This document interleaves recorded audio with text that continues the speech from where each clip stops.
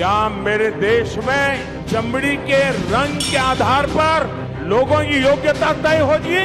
क्या वो स्टार प्रचारक हैं? प्रधानमंत्री जो फुल टॉस पे खेलते हैं। इंडिया गठबंधन का कोई भी व्यक्ति समर्थन नहीं करता। भारतीय लोगों की पहचान के बारे में बेहद आपत्तिजनक बयान दिया है।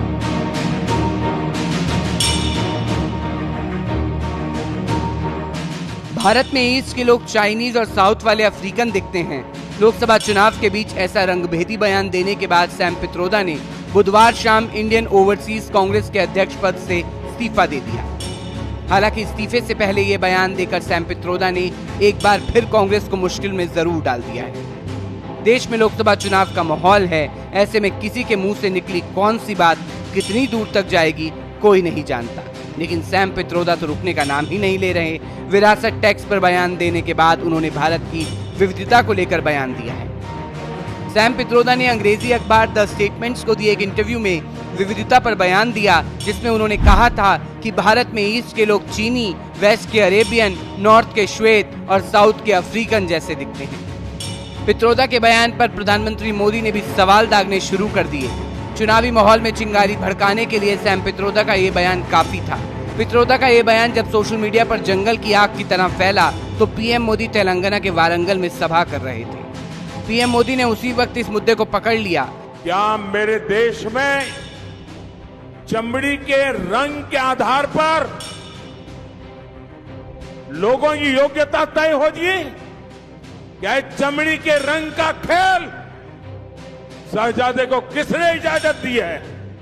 संविधान सर पे लेकर के नाचने वाले लोग चमड़ी के रंग के आधार पर मेरे देशवासियों का अपमान कर रहे हैं। उधर प्रियंका गांधी भी पलटवार मोड में थी। प्रियंका गांधी ने पीएम मोदी को चैलेंज कर दिया। जो प्रधानमंत्री जो फुल टॉस पे खेलते हैं ना, तो इन्हीं फिजूल की बातों पे फुल टॉस खेलते हैं। मैं उनको चैलेंज करती हूँ, आप फुल टॉस खेलिए रोजगार पे, फुल टॉस खेलिए महंगाई पे, फुल टॉस खेलिए महिलाओं पे जो अत्याचार हो रहा है और जो अत्याचार कर रहे हैं उनको बचा रहे हैं, उस पे खेलिए। फिर मैं मानूंगी कि हाँ कोई खेला है। राहुल गांधी जी जिसके शागिर्द हैं, उनके कुख्यात उस्ताद सैम पित्रोदा साहब ने भारतीय संस्कृति, भारत की पहचान और भारतीय लोगों की पहचान के बारे में बेहद आपत्तिजनक बयान दिया है। पीएम मोदी ने सैम पित्रोदा की आड़ में कांग्रेस पार्टी को आड़े हाथों लिया तो कांग्रेस पार्टी बैकफुट पर नजर आई और कांग्रेस ने सैम पित्रोदा के बयान को अस्वीकार और गलत बताते हुए किनारा कर लिया। Analogies given by Mr. Sam Pitroda in a recent podcast to illustrate India's diversity are most unfortunate and completely unacceptable. The Indian National Congress rejects these analogies. उधर विपक्षी पार्टियों वाले इंडिया गठबंधन ने भी सैम पित्रोदा के बयान से मुंह फेर लिया। जहाँ तक सैम पित्रोदा के बयान का सवाल है, उस तरह के बयान का कहीं दूर दूर तक इंडिया गठबंधन का कोई भी व्यक्ति समर्थन नहीं करता। हालांकि उद्धव गुट वाली शिवसेना ने सैम पित्रोदा के बयान पर राजनीति करने को ही दुर्भाग्यपूर्ण बता दिया। देखिए, सबसे पहले तो मैं उनकी बात से सहमत नहीं हूँ, पर मैं आपसे सवाल पूछना चाहती हूँ, सैम पित्रोदा जी क्या मैनिफेस्टो कमेटी के मेंबर हैं? क्या वो स्टार प्रचारक हैं कांग्रेस पार्टी के? क्या वो इस देश में रहते हैं? विदेश में 1969 से रह रहे हैं। ठीक है, वो देश में टेलीकॉम रेवोल्यूशन रहा जब राजीव गांधी जी थे, पर वो भी बीती 50 साल पहले की बात है। उनके मुद्दे को देश का मुद्दा बनाना ये दुर्भाग्यपूर्ण रहेगा। बीजेपी साफ तौर पर कह रही है कि कांग्रेस का इशारा देश को बांटने का है। हालांकि ये पहली बार नहीं है जब पित्रोदा के बयान पर देश की राजनीति में उबाल आया हो। आइए देखते हैं सैम पित्रोदा के विवादित बयानों की एक फेहरिस्त। विरासत टैक्स पर बयान।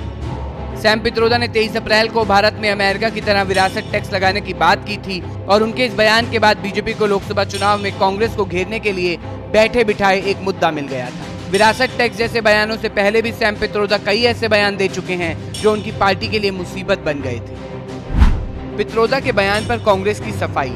10 मई 2019 को सिख विरोधी दंगों पर बयान दिया। पित्रोदा ने कहा था कि अब क्या है 1984 का, 84 हुआ तो हुआ, भाजपा ने 5 साल में क्या किया। कांग्रेस ने इस पर सफाई दी। कांग्रेस ने बयान से किनारा किया। पित्रोदा ने माफी मांग ली। 6 अप्रैल 2019 को मिडिल क्लास पर पित्रोदा का बयान खूब चर्चा में आया। पित्रोदा ने कहा था कि मिडिल क्लास को स्वार्थी नहीं बनना चाहिए, उन्हें ज्यादा टैक्स देने के लिए कमर कस देना चाहिए। कांग्रेस की सफाई आई। कांग्रेस ने बयान दिया कि अगर वो सत्ता में आई तो मिडिल क्लास लोगों पर एक्स्ट्रा टैक्स का कोई बोझ नहीं डालेगी। 22 मार्च 2019 को बालाकोट एयर स्ट्राइक पर पित्रोदा ने सवाल उठाए।